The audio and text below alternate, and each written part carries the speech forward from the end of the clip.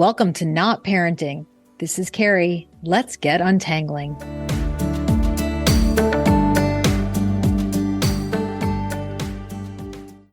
Okay, so Carrie, today we're talking about appreciation, love, and savoring.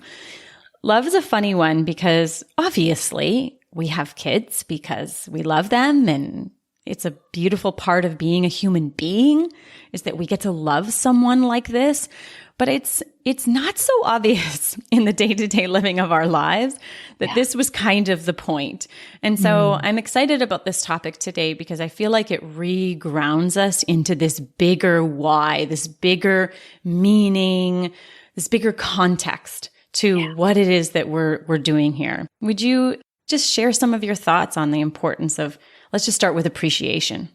Yeah, that is one of my big words. I really feel like learning how to appreciate, really learning how to put my attention on the things that enliven me, that I feel grateful for, that I feel deserve my full moment of wow, because what I appreciate appreciates. You know, that was something I heard somebody, Lynn Twist, a woman who wrote the book called The Soul of Money. I heard her say that back in the early 2000s, and it stuck so deeply with me to the point where I've just become like almost obsessive about the practice of appreciating, and it's been worth it. And to me, there's so much going on in the day-to-day of family life. There's so many places that are pulling you, and there's so many different directions people are going, and there's so many ways that you're responding to requests and all the things that are needing to happen so that a family can keep life flowing. And it's challenging when you're tired. It's challenging when people are off balance and emotional and wobbly. It's challenging when maybe you're a little crossways with a partner or one of your kids to really pull the scope back and get back to that real essence of why you're even doing this in the first place, which is love and appreciating the moments. Because the truth is, it's all changing all the time. So even when you're in those seasons where things are hard, like actually physically demanding and emotionally draining, it's easy to maybe wish that you were somewhere else, or to really, the brain tricks us into seeing the not workings or the things that aren't so sweet and yummy. But when you are able to click the channel and really dial into even one thing, you know, the fact that I say this a lot, like the things that are your now were once dreams in your life, especially those people, you know, most of the time, many people listening, you wished for them. You wanted to create humans that you would call your children and that you would consider your family. And here they are. And that's not everybody's experience, but that's a lot of people's experience. So how do you build the muscle? And I really do believe it's a muscle, because I don't think that I got wired only seeing what's working. I think there was a lot of what isn't working and what's the problem that needs to be addressed and how could I be better? But really, yes. And I don't think our brains are going to stop doing that. But when we build this muscle, when we actively build this appreciation muscle, and we become more reflexive with our ability to say, oh, wow, ooh, look at that. Like, wow, that little human didn't exist before. Or, wow, they were not reading and now they read. Or, wow, my teen is making really good choices. I better make sure I appreciate that, because when they don't make good choices, I could give a lot more energy to that when there's way more beads on the string of what is working than what isn't working. And so that's something that I feel really passionately about reminding people. And yes, you can jump in and start doing that at any point, but the earlier, the better. You know, it's never too early and it's never too late. And when you become somebody who can rattle off 5 or 10 things about what you're appreciating about yourself, your people, your family, it really changes the dynamic. It changes the energy inside of you, and your people feel that. And then it changes the dynamic between you. So one little tip that I often give people is When you're struggling with somebody, when you have a little bit of a knot, with a partner or with a child person, they're the ones that need your appreciation more than the others, because when it's sticky, when we appreciate, it loosens up those knots. It reminds you, it gets you back in the mindset of like, oh, right. Look at how far they've come and look at what is going on in their development. And oh my gosh, like you can go from fear and judgment and, oh no, is this going to go down the wrong path, to acceptance of like, okay, this is what it is, to woo, celebration and appreciation of the bigger experience of life that's unfolding. But that's a muscle. Like it's a wonderful thing as a concept, but if you really want to do it, it needs daily tending. It needs no different than a yoga practice or running or art. Like you're going to get better at it the more you do it.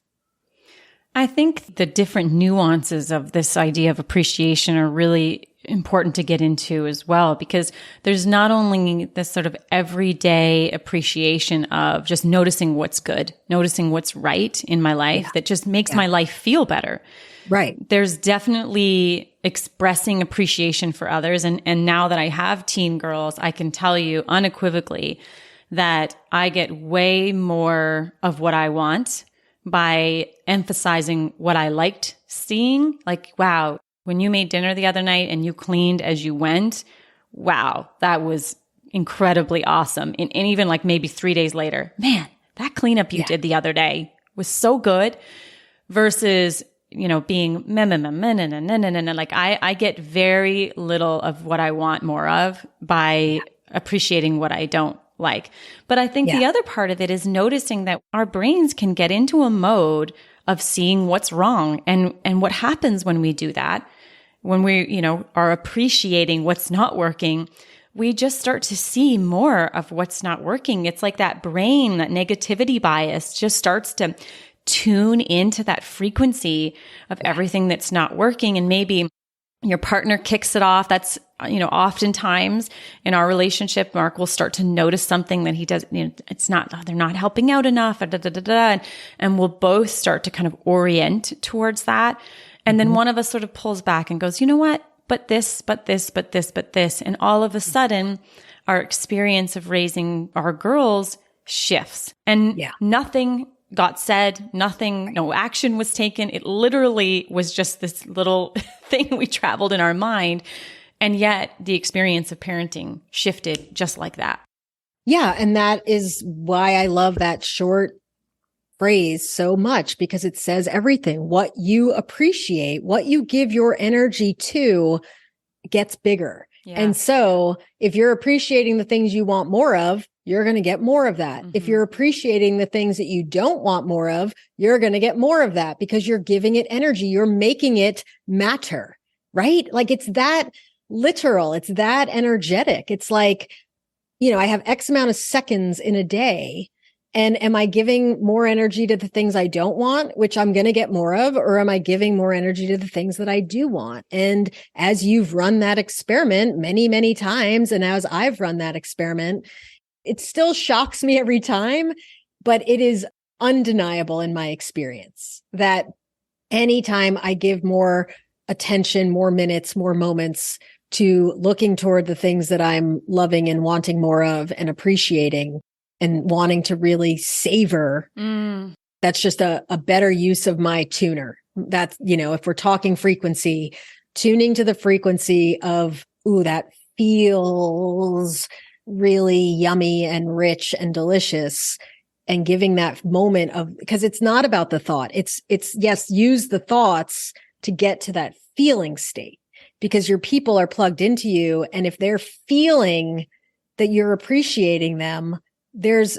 innately going to be a deepening or a wanting to come closer.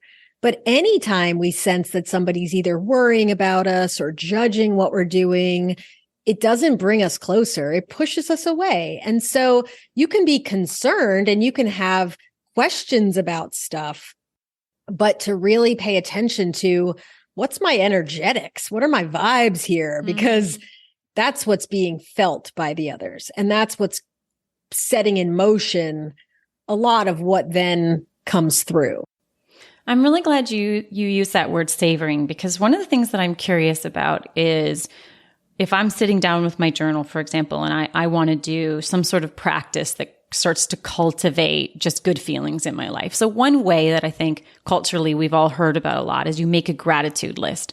But there's something that shifts in me when I start making an appreciation list. And this is something that I've picked up from you over the years, is questions like, what are you appreciating right now? What are you joyfully anticipating? And to me, if you were sort of to create some columns here, it's like those are living more in the savoring column. So what is it about changing that language, and how can we start to actually create practices that are specifically about appreciating and savoring different a little bit from gratitude? You know what I'm pointing to? Yeah. Oh yeah, totally. So to me, and there's lots of people that have spoken about this. I'm not the first, but the idea of gratitude is like, you're just saying thank you for the kind of the things, gratefulness is a feeling state that I'm feeling grateful. Like, oh, wow. But to me, appreciating takes it deeper. There's something about this sense of like, oh, wow, I am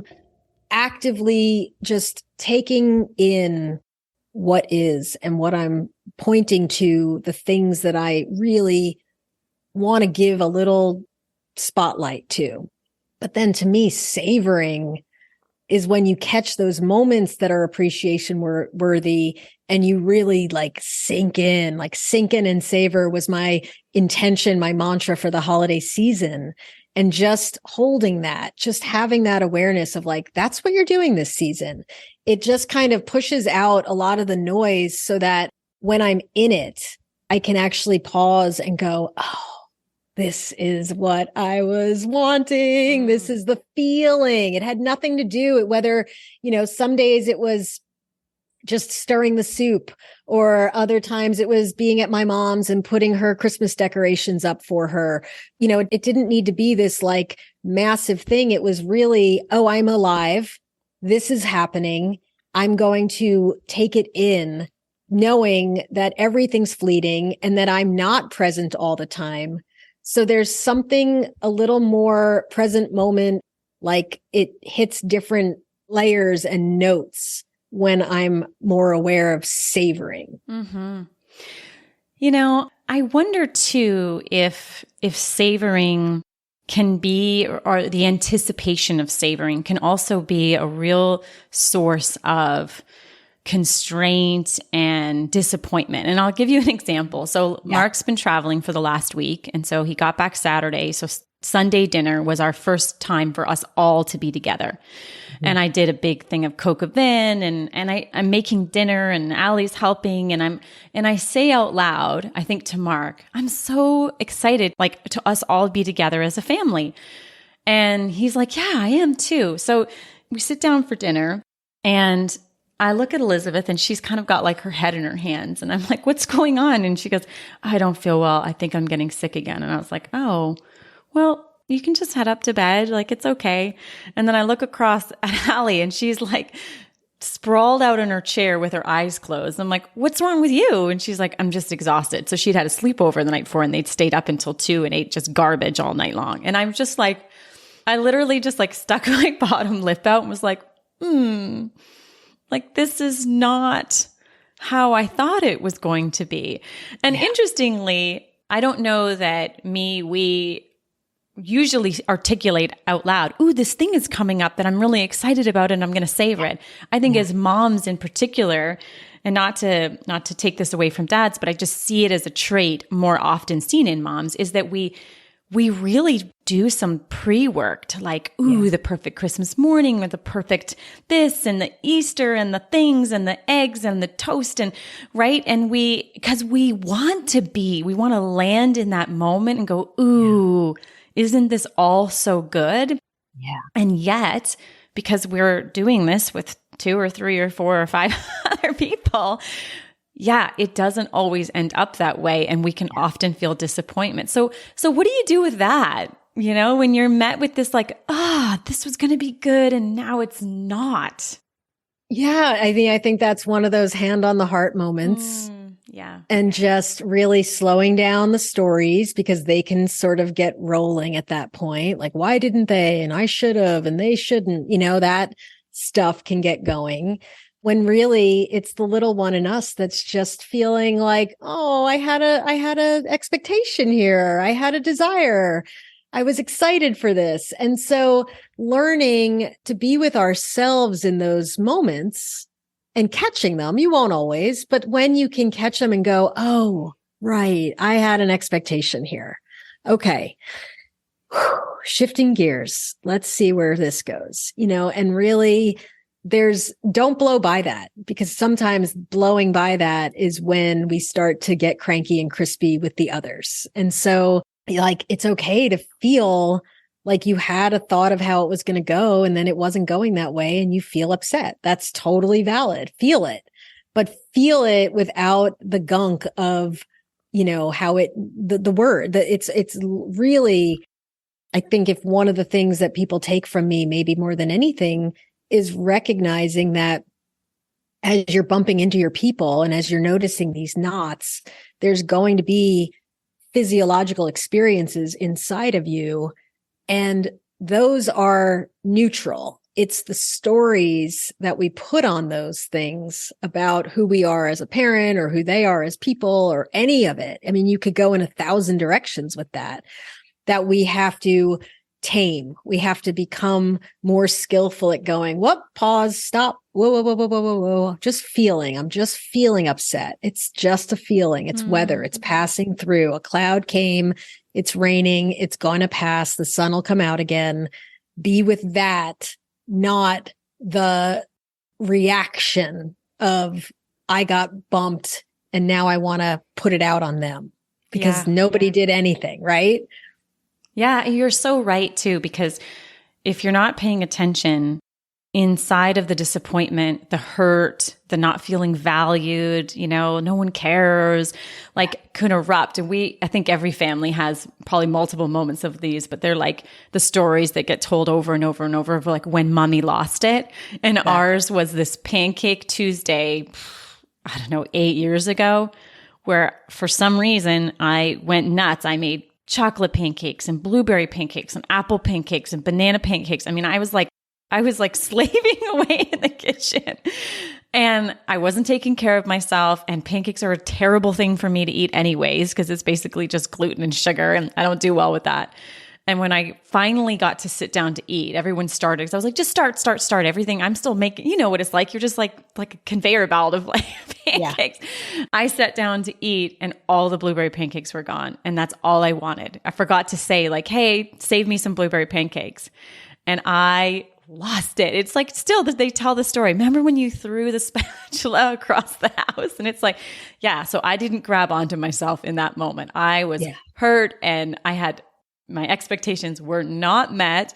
And we laugh about it now, but at the time, yeah. And I hand on heart, I can honor sometimes with all my hard work and effort and thoughtfulness and creative planning, it doesn't go as the way that I wanted it to. And I guess in those moments, we just bring play back and just laugh and try again.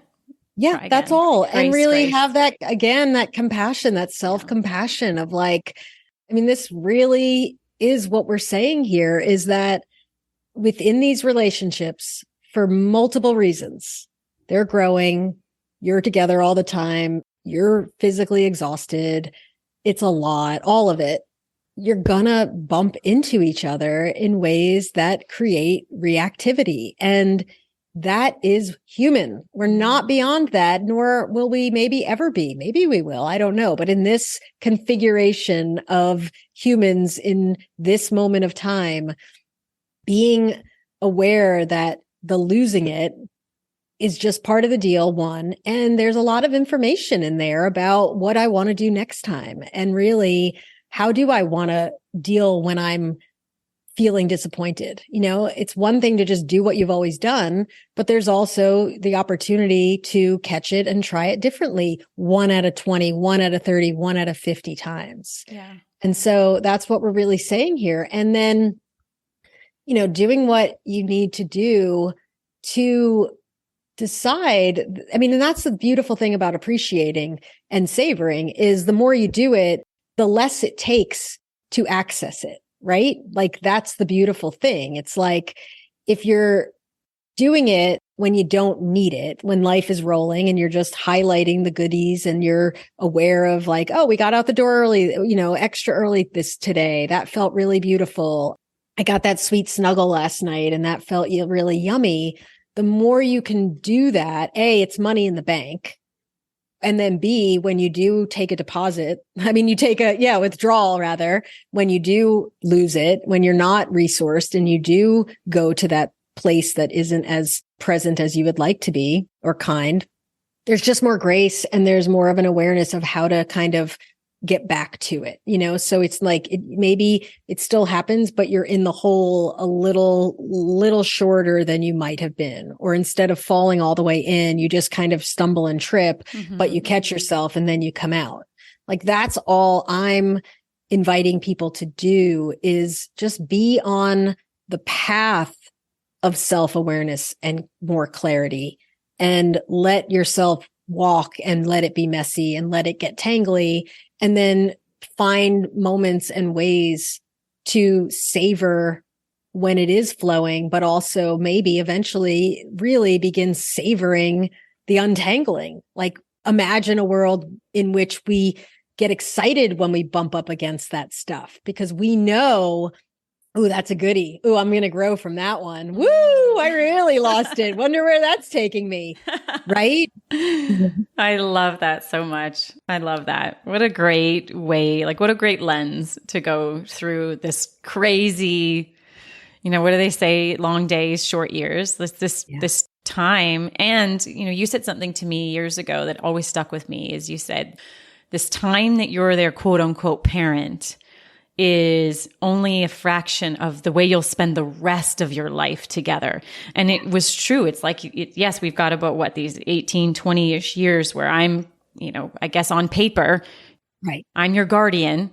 Right. But then we spend 40, 60 years together as friends, right? And that it is in these early years that I'm laying the bricks, I'm laying the foundation of the relationship that I'm going to have. And a part of that, I know for us, is this humility, the ability to say out loud to each other, like, whoa, I was really bonkers yesterday. And because we've modeled that, our girls say that, like, they can say there's this freedom to be able to say, yeah, I was really yucky earlier. Like I think I've been going through something and I'm trying to figure out what that is. And it's like, okay, I got all the space in the world for that because I go through things and I don't always get it right. You said something when we first started conceiving of these conversations and this podcast that really struck me. And I really want to make sure we make time for that today. And you said, I don't think we talk about love enough. And you didn't just mean you and me. You meant like kind of culturally, we're not talking about love enough. And I wanted to ask you about that. Like, why not? And what would you like us to be saying about that? I feel like it's the point, ultimately if we really distill why we partner and why why people have children, whether it's conscious or unconscious, I think on a spiritual level, it's to open our hearts. It's to allow in more love. And what rips you open and smashes your heart to bits more than welcoming a child person, a whole human into your life and watching them grow and having them push against you so they can find themselves in ways that are going to push you to know yourself more fully and differently. And when the container of this messy and exciting and scary and harrowing and exhilarating adventure of family life, when the fullest, the biggest container of it is love and the awareness that the more I know myself and the more I love myself, the more I can see and love them. Like, what about it, right? Like, what does that get us when we hold that? And of course, we say, I love you, and we snuggle and we give hugs, and the love is there, and you're aware of wanting to feel the flow of it, so that you're really letting these people know, like, you matter. I love you. I'm with you. This is important to me. So that's one super important thing. And then the idea that we would talk more about it and really ask our people, like, what is it for you? What does love feel like for you? There was something I used to share in one of my courses years ago, and it was this article that I don't know where it's not on the internet anymore, but this woman was asking, she did an experiment where she asked her people, how could I love you better? And really that question of like, how do you want to experience love? What is it for you? Because we all have a different experience of that, and we often give the way we want to feel it. But when we take that step and ask somebody, like, is there anything you need would be more loving from me? Like, is there a way I can operate? And who knows what they're going to say, but just that idea that you would open that door and that conversation, it puts you in your own different mindset, but then it also opens something different in the relationship. So yes, just remember that amidst it all, and it's cuckoo crazy at times to be raising humans, especially anytime, but right now, the one thing you can sink into is the love, and it means a lot. So don't dismiss that. And when you are noticing the fear, if you can even just put love around that, that can sometimes create the change that you're wanting. When I think about doing like a not audit of my life, like where do we get tangly? Like where do we get a little bit jammed up? And asking the question, how could more love be added to that? Like what would be a way to just bring more love to that circumstance, that morning chaos, that sort of 7 p.m. lethargy when they just want so badly to just disappear to their rooms again. And I'm like, no, we said 7:45. Like, how could I bring more love? How could I bring more love to Mark, right? And all the things that he handles. And it's such a interesting ingredient to insert, like, and to go back to what we talked about in our previous episode is like, just run an experiment, like just see, like, what would more love do here? And not like permissiveness, not like I'm a carpet and people just walk all, but like my way of being, shifting to coming from just love and just utter like, wow, I get to do this. Like, are you kidding me? Yeah. I'm so grateful that I get to do this. Yeah. What a shift. Like what a paradigm, like quantum leap level shift of our day-to-day living of our lives. Yeah. So leave us with a practice, whether it's appreciating or loving or savoring. I'd love to get a practice or something that we could start integrating maybe every day that would have us start tuning into this more.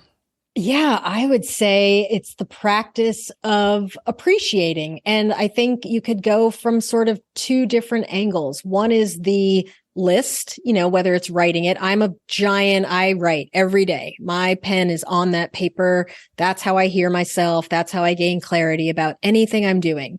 And I appreciate every single day. So cultivating that, maybe you start with 1, maybe you do 5, maybe you do 10. Whatever feels like it's rich and stretches you a little bit. So that's one way. And then another way is to bypass the writing and go straight into the feeling state. So I call it feelingization. And it's the idea of you're maybe bringing in a person that you love or an experience that you've had that generates that feeling of appreciation. And you just turn the volume up on it so that you start to, maybe at first it's just the image of that person's face and it brings a smile to your face and it kind of warms your heart. And then maybe you're looking each other in the eye and you're imagining what that feels like. Oh, that brings up a different level and intensity of that feeling of love and appreciation. Oh, now we're embracing. Oh, really feel that. And then like pause and savor that feeling. I would just use the term send love ahead. that if you know you're going to go pick up your kids and they often get in the car and they're overdone and cranky, not having expectations of how it's going to go, but just pausing before you get to the pickup line or they get home or wherever you're meeting, and just imagining their wonderful essence, the isness of that being that you love, and take that moment and really be in that space of appreciating and loving that being. And then just see what happens after that. I almost guarantee they're not in that state. They didn't consider what's next. They've been in the moment. And once they see you, they might just fall into a big puddle of emotion and upset. But you've at least taken that moment to send love and let them know, ooh, I am really excited to be back with you. And here's what I'm loving about you. And again, you're just running an experiment. See what happens. I love that.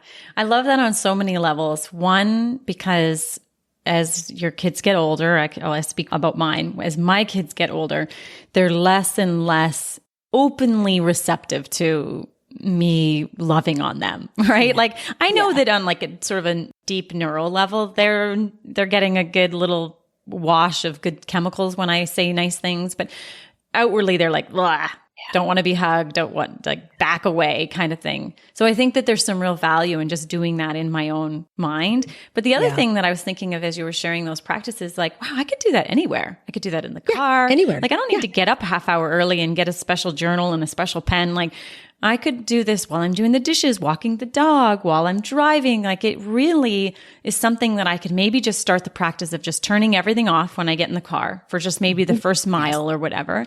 Yes. No radio, no podcast, nothing. And just be with myself, maybe do that pause, that check-in that we talked about in previous episodes. And then do that either loving forward or appreciating or savoring and then I can turn our podcast back on and then exactly right. But give yourself that little space to basically turn on the engine of like, how do I want to feel with these people? Because they're going to feel it. I mean, we know that. And yet it's so easy not to ever give ourselves the moments of, oh, wait, we're reconnecting. We've been in different frequencies, them at school, me at work or home or wherever. So how do I want to be the one setting the tone? And to me, love, appreciation, delight, those are all a frequency that even if somebody's really crispy and cranky, it cuts through. It may not change the meltdown. It may not change the cranky attitude that we perceive.